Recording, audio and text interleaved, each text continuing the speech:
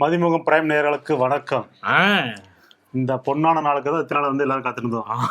இதுக்கு முன்னாடி வந்து அரசியல் களம் எப்படி இருந்துச்சு, தேர்தல் வந்து எப்ப வரும் அப்படின்னு காத்திருந்தாங்கல்ல. இனிமேல் இப்ப ஒரிஜினல் அரசியல் சூட பிடிக்கிறது இப்பதான். தேர்தல் காலம் வந்து இனிமேல் தான் பயங்கரமா இருக்கும். பாத்து கீழே கீழேன்னு சொல்றாங்களா, அது இனிமேல் நடக்கும். அந்த கட்சி பார்த்து இந்த கட்சி பேசுறது, இந்த கட்சி பார்த்து அந்த கட்சி பேசுறது, இந்த சம்பவம் தான். இன்னும் ஒரு மாசத்துக்கு வந்து சம்பவம் தான். சும்மா அப்படி பர்றன்னு இருக்க போறாங்க. எல்லாரும் எதிர்பார்த்த அந்த தேர்தல் தேதி வந்து அறிவிச்சிட்டாங்க. தேர்தல் தேதி என்னைக்கு? ஏப்ரல் 23. ஏப்ரல் 23 தேர்தல். அப்படியே அடுத்த ஒரு வருஷம் கழிச்சு ஒரு மாசம் கழிச்சு ரிசல்ட்ட சொல்ல போறாங்க. அந்த ஒரு மாசம் கிடையாது, அது வந்து போன எலெக்ஷன் ஒரு மாசம். இப்ப வந்து அடுத்த ஒரே வாரம், அதாவது கிட்டத்தட்ட ஒரு 10 நாள்ல. என்னைக்கு அது? மே 4 ரிசல்ட் டேட். வேணா டவுட் வந்தா பாத்துக்கோ. மே 4 தான் என் தலைவன் வந்ததுக்கு அப்புறம் சும்மா அப்படி பேச்சு கிளி இருக்கிற எல்லா கட்சியும் ஓட போறாரு. யாரு? எங்க அண்ணா விஜய். சீரியஸா பேசிட்டு நீ பத்தியா காமெடி பண்றேன். இப்ப என்ன பார்த்து காமெடி இல்ல. இப்ப வந்து ஏப்ரல் 23 எலெக்ஷன் சொல்லிட்டாங்க. ஆமா, இன்னும் ஒரு மாசம் தான் எலெக்ஷன் இருக்கு. ஆமா, அதுக்குள்ள உங்க தலைவர் வந்து எல்லாத்தையும் பார்த்து, மக்கள் எல்லாம் பார்த்து எல்லாத்தையும் தேர்தல் அறிக்கை விட்டு ஜெயிச்சிருன்ற. தேர்தல் அறிக்கை வரப்போகுது. 30ஆம் தேதி தேர்தல் அறிக்கை விட போறாங்க. எப்ப மே 30? இல்ல பாத்தியா? சரி, இந்த 30 தான் வந்து தேர்தல் கொடுப்பேன். சரி, எப்படி ஒரு 4-5 எப்படியும் எங்களை முடக்கிறதுக்குன்னே சில ஐடியா எல்லாம் பண்ணிருப்பாங்கல்ல. என்னெல்லாம் சொல்லியிருக்காங்க அது அப்புறம் பேச்சு போவோம். இப்ப வந்து ஃபர்ஸ்ட் எங்க எலெக்ஷன் நடக்குது தெரியுமா உனக்கு? தமிழ்நாட்டுல 234 தொகுதியிலே எலெக்ஷன் நடக்குது. தமிழ்நாட்டை தாண்டி வந்து இப்ப புதுவை, அதாவது பாண்டிச்சேரி, தமிழ்நாட்டை தாண்டி போய் தான் நடக்குதா? 5 மாநிலத்தில் நடக்கும். மொத்தம் 5 மாநிலம். ஆஹா, 5 மாநிலத்துல வந்து இப்ப தமிழ்நாடு 1, புதுவை, பாண்டிச்சேரி 2, கேரளா 1, அந்த பக்கம் போனா அப்படியே அசாம், அதை தாண்டி மேற்கு வாங்கணும். 5 மாநிலத்துல வந்து எலெக்ஷன் நடக்கும் போது 5 மாநிலத்துல எலெக்ஷன். ஆமா, அதுல வந்து நம்ம அரசியல் களம் தான் எப்படி இருக்குன்னு பாப்போம். இதுல வந்து இப்ப தேர்தல் தேதி சொன்ன உடனே அது சில விதிமுறைலாம் இருக்குல்ல. தேர்தல் விதிமுறைகள் ஒண்ணு சில இருக்கு. தேர்தலுக்கு விதிமுறை, அதான் எங்களை ஒடுக்கிறதுனே சில வேலைகள் பாப்பாங்க.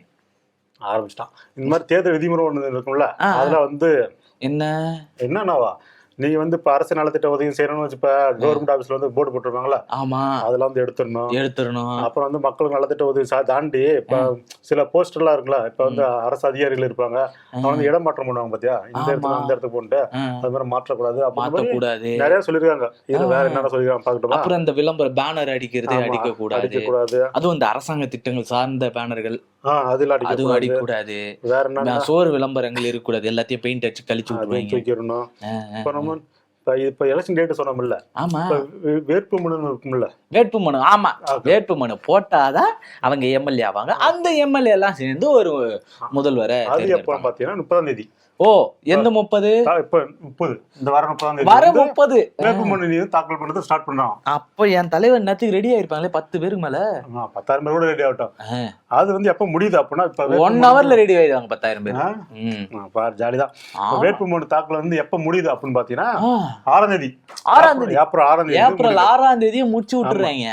அது எப்ப வேட்புமனு வந்து பரிசீலனை பண்ணுவாங்களா, அது வந்து அதுக்கு அடுத்த நாள் 7ஆம் தேதி முடிச்சிடறாங்க. பரவாயில்லையே, இந்த தேர்தல் ஆணையம் இவ்வளவு பரபரப்பா வேலை நடக்குது. எஸ்ஐஆர்ல இருந்து எல்லாருமே பரபரப்பா வேலையை நடத்துறாங்க. மொத்தத்தையும் கழிச்சு விடுறதுல அவ்வளவு முக்கிய குறியா இருக்கீங்க. அதெல்லாம் கிடையாது. அடுத்து சரி, வேட்புமனு திருப்பி பெற நாள் இருக்குல்ல, திருப்பி வாங்குறது. ஆமா, அது வந்து நான் போட்டி எல்லாம் நினைச்சேன், அப்ப என்னால முடியாதுன்னு தெரிஞ்சு போச்சு. அப்படியே திருப்பி வாங்க. அது வந்து 9ஆம் தேதி ஏப்ரல் 9. எல்லாம் இவ்வளவு சீக்கிரம் நடக்குது. அடுத்து 2 நாள் அப்படியே கண்டினியூ போயிட்டே இருக்குது. இதை தாண்டி வந்து இப்ப தமிழ்நாட்டுல வந்து இப்ப எத்தனை பேர் வாக்காளர் இருக்கான்னு தெரியணும்ல.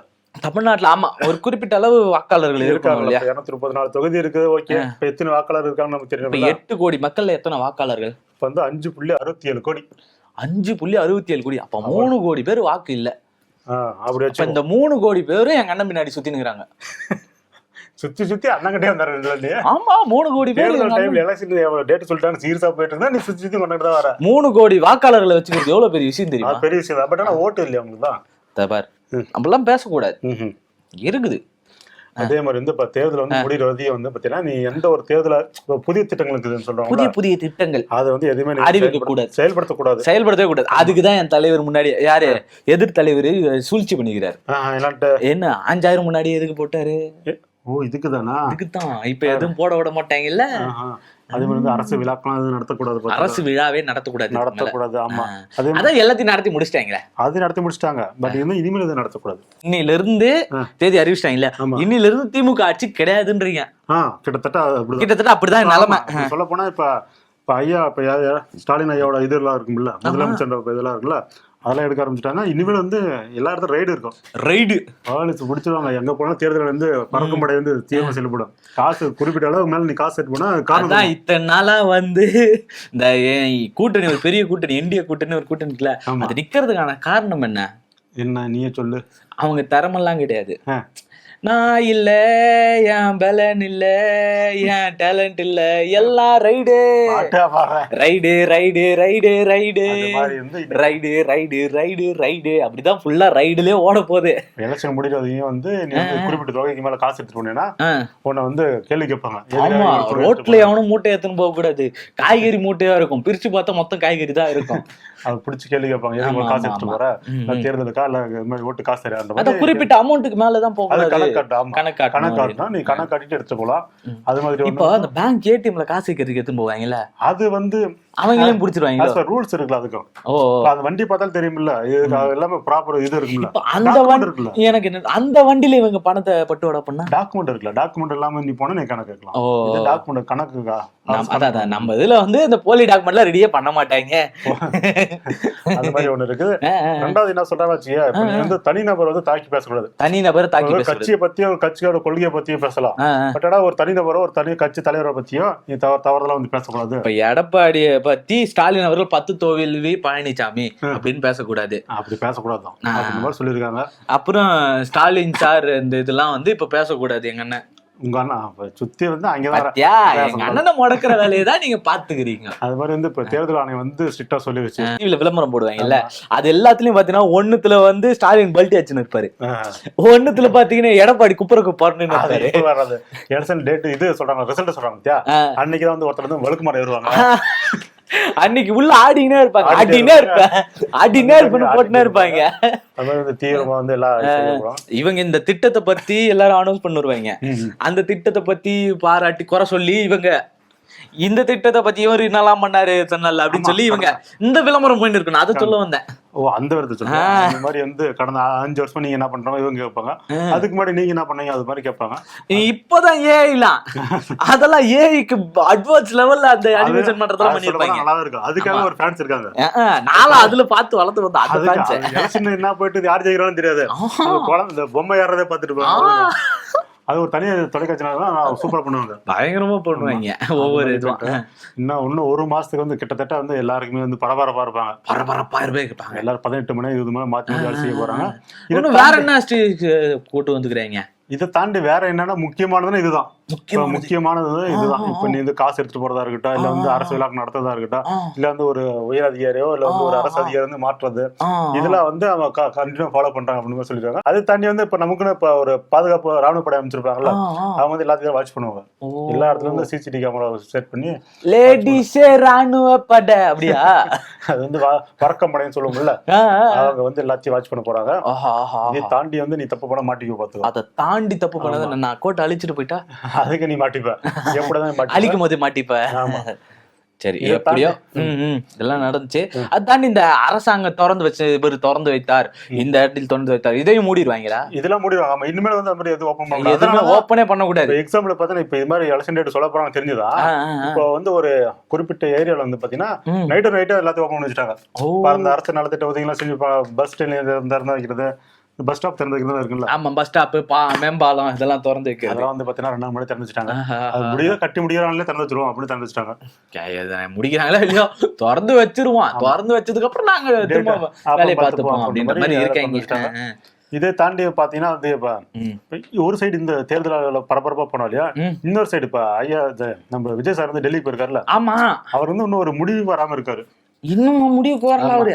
அவங்களும் கொஸ்டின் கேட்க ஆரம்பிச்சிட்டாங்க. பட் ஆனா இவர பதில் சொல்ல மாட்டேங்கிறாரு. முடியல, எப்படி முடியும்? அப்ப டெல்லி என்ன சொல்லிருக்காங்கன்னு வச்சுக்கீங்க, எதிர்கட்சி தலைவர் போஸ்டிங் தரேன்றாங்க. ஓ இல்ல, எனக்கு புரியல.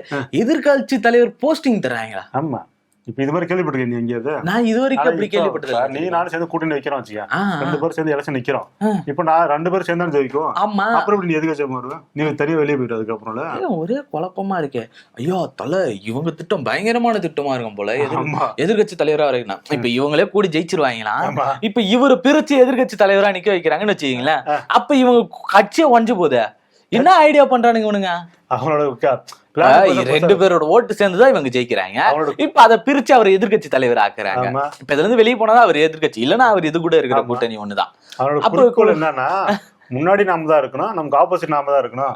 அதாவது ஆள்றத நாம தான் இருக்கணும், நம்ம எதிர்த்து கேள்வி இருக்கிறது நாம தான் இருக்குதோ. திமுக ஒண்ணு வந்து உள்ளார இருக்க கூடாது. ஆனா இவங்களுக்கு அத பிளான் போட்டவன் மண்டியில இருந்து கொண்டே மறந்துட்டேன், ஐயோ மகனே அதை மறந்துட்டேன், அதை யாரு எடுப்பா அப்படி கேட்பாங்கல்ல. அந்த மாதிரி சூழல்ல இவங்க வந்து மாட்டிக்கிறாங்க. இப்ப என்னன்னா, இவங்க அதுல இருந்து பிரிஞ்சு போயிட்டாங்கன்னா எதிர்கட்சியா வர்றதுக்கான வாய்ப்பே இல்ல. ஏன்னா இவங்களோட அந்த மெஜாரிட்டி கம்மியாயிடும். அப்ப இவங்க தான் அதிகமா இருப்பாங்க. இத மறந்துட்டு இப்ப எக்ஸாம்பிள் 160 இடத்துல 160 இடத்துல ஜெயிக்கணும் வச்சியா பேச்சுக்கு. இப்ப 60 இடம் வந்து விஜய் ஜெயிச்சிட்டாரு. இப்ப வந்து 60 அவர் தனியா வெளியே போயிட்டாருன்னா நீ எப்படி ஆட்சி அமைப்ப? மீதி 110 அவங்க தான் போவாங்க. அது அப்படி தெரியாம பேசிக்கிறாங்க. தெரியல. இது கேட்டா விஜய் சார் ஓகே சொல்லிட்டாரு பாத்துக்க. ஓகே சொல்லிட்டாரா? சொல்ல போறாரு. அந்த நிலைமைதான் இருக்காங்க. இப்ப வேற ஆப்ஷன் இல்லன்ற மாதிரி அவரும் அந்த பக்கம் பேசிட்டு இருக்காரு. ஆனா அவரு வேற ஆப்ஷன் இல்லனாலும் 2.5 வருஷமாச்சு நான் முதலமைச்சரா இருப்பேன்றதுல உறுதியா இருக்காரு. அதுல உறுதியா இருக்காரு. உறுதி மெய்ப்பட கனவு மெய்ப்பட அப்படின்னு இருக்காரு. ஆனா அவரு முச்சு விட்டுருவாங்க போலதான் இருக்குது. சரி, நான் பாப்போம். இந்த தேர்தல் களம் 4 முனை கூட்டமா 3 முனை கூட்டமா என்பதை நாம் காத்திருந்துதான் பார்க்க வேண்டும். நன்றி, வணக்கம்.